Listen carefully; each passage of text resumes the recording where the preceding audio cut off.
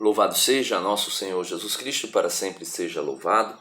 Você seja bem-vindo mais uma vez ao canal Denis o Católico.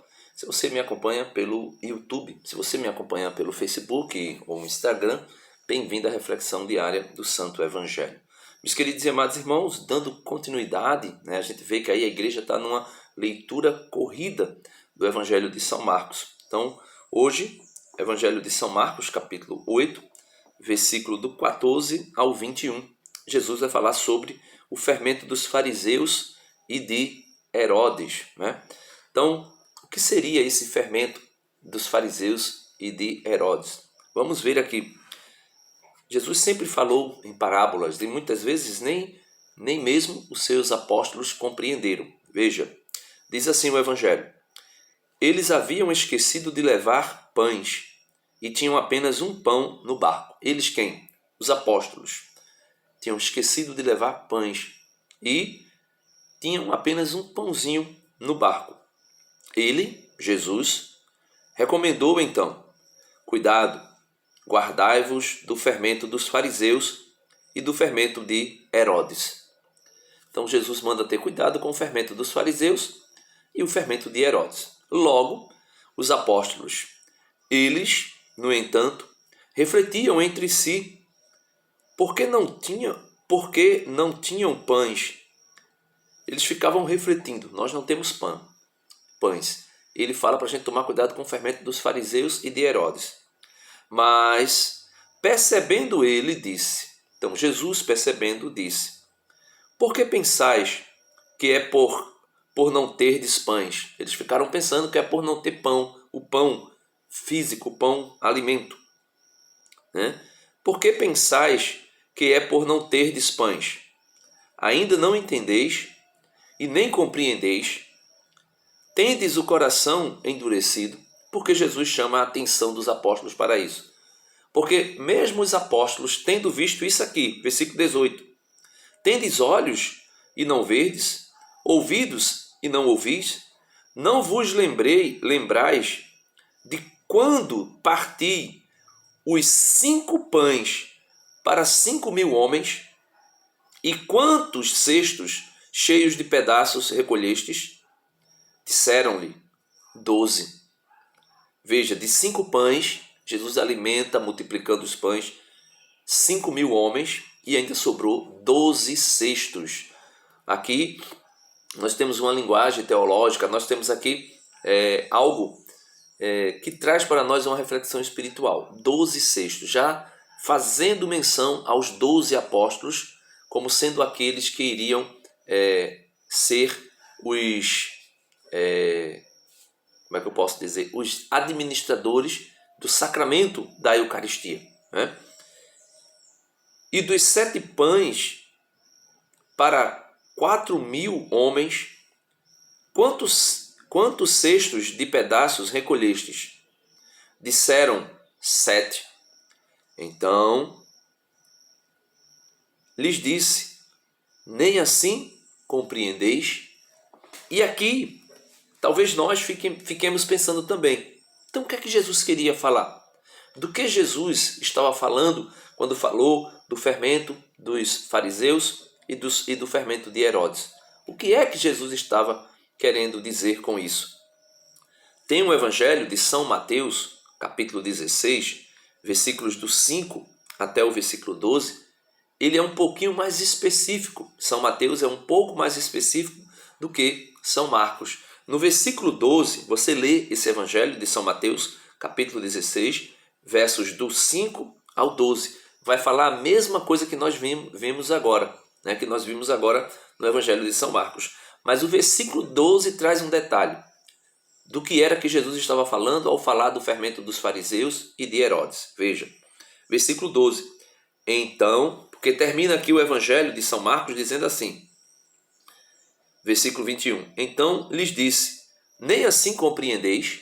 Aí o versículo 12 de São Mateus vai dizer: então compreenderam que não dissera: acautelai-vos do fermento do pão, mas sim do ensinamento dos fariseus e dos saduceus. Ou seja, Jesus estava dizendo aos seus apóstolos: tomem cuidado com o fermento, ou seja, com o ensinamento dos fariseus e dos saduceus. Ou seja, ensinamentos errôneos, ensinamentos que não condiz com aquilo que Jesus tinha ensinado. Ou seja, aquilo que conceitualmente é chamado de heresia, ensinamento herético, doutrinas de demônios, como diz São Paulo. E aí, meus irmãos, é aonde está a grande sacada de nosso Senhor Jesus Cristo. Claro que pensado pelo Pai. Se você ler aí, logo um pouco mais adiante, em São Marcos você vai ver São Marcos 8, onde nós estávamos lendo, lemos do 14 ao 21. Você dá um pulinho aí para o versículo 27 de São Marcos 8, 27, até o versículo 30, você vai ver Jesus partiu com seus discípulos para os povoados de Cesareia de Filipe. E no caminho perguntou a seus discípulos: quem dizem os homens que eu sou?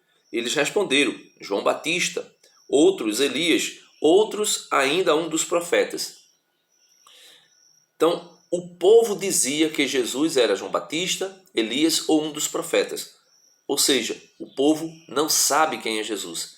As pessoas, a grande massa, não sabe quem é Jesus. Então, Jesus pergunta aos seus discípulos, Jesus pergunta aos seus apóstolos: e vós? Perguntou ele: quem dizeis que eu sou? Pedro respondeu: tu és o Cristo. Então, proibiu-os severamente de falar a alguém a seu respeito. Então, o mundão não sabe quem é Jesus. Jesus pergunta aos seus apóstolos, Pedro vai dizer: tu és o Cristo. Só que essa passagem, de maneira paralela, em São Mateus, vai dizer o seguinte, veja, São Mateus 16, versículo 13. Aí você talvez esteja dizendo assim: Denis, por que tu estás repetindo essas coisas? Por que tu estás acrescentando o evangelho no evangelho de hoje?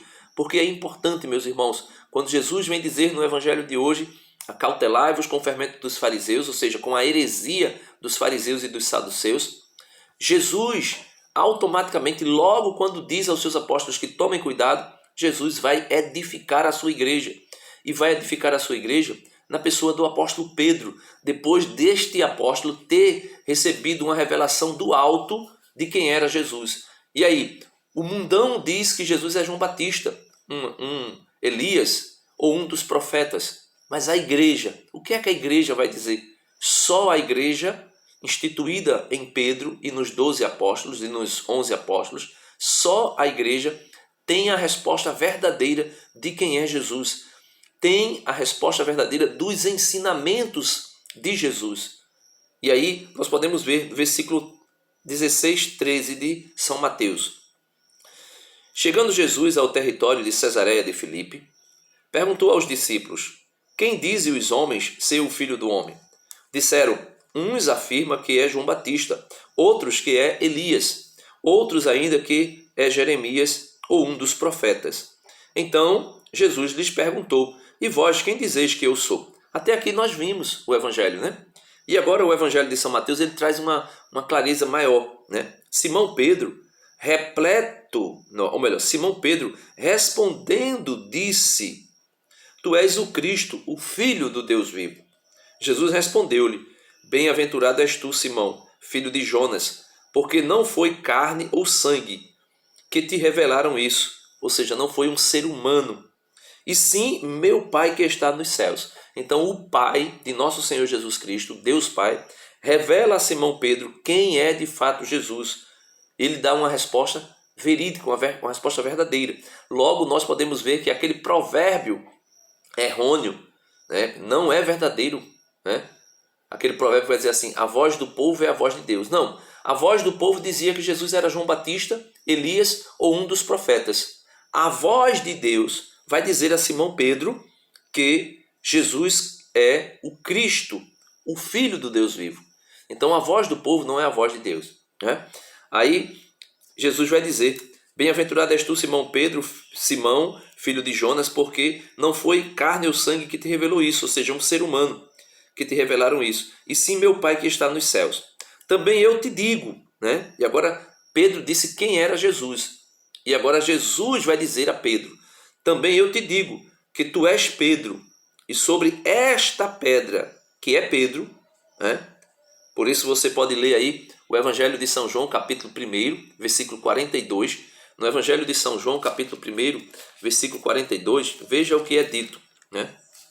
Evangelho segundo São João, capítulo 1, versículo 42. Veja, é dito o seguinte. Cadê? Deixa eu encontrar aqui. Veja, vamos ler do 40.